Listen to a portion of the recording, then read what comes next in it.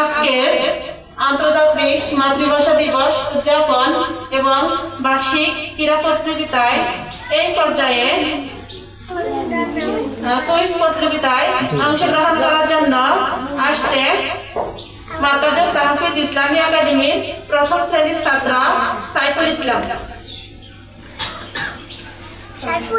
আসসালামু আলাইকুম।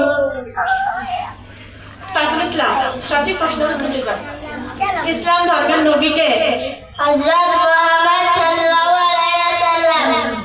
ইসলাম ধর্মের মূল ভিত্তি কয়টি? 5টি। কি কি? কালেমা, নামাজ, রোজা, হজ, যাকাত। আমাদের মাতৃভাষা দিবস কবে? 21শে ফেব্রুয়ারি। জাতীয় শহীদ মিনার কোথায় অবস্থিত? ঢাকা মেডিকেল কলেজের পাশে। বাংলাদেশের সমুদ্র বন্দর কয়টি? 3টি। কি কি? চট্টগ্রাম, পায়রা, মোংলা। ঢাকার পুরাতন নাম কি? জাহাঙ্গীরনগর। বাংলাদেশের কোন অঞ্চলে চা বেশি উৎপন্ন হয়? সিলেট অঞ্চলে। ঢাকা কোন নদীর তীরে অবস্থিত? বুড়িগঙ্গা। একজন সুস্থ মানুষের শরীরে কত পরিমাণ রক্ত থাকে? 5 থেকে 6 লিটার। মানুষের শরীরে কয়টি হাড় আছে? 206টি। মাশাআল্লাহ, ধন্যবাদ।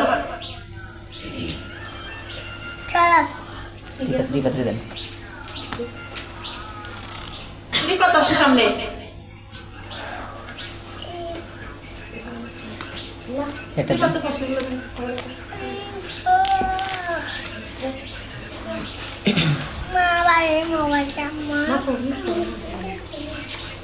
কুইজ প্রতিযোগিতায় এ পর্যায়ে অংশগ্রহণ করার জন্য আসছে দ্বিতীয় শ্রেণী রিপোর্ট হোসেন, মার্কাজুল তাহফিজ ইসলামী একাডেমি তৃতীয় শ্রেণী রিপোর্ট হোসেন।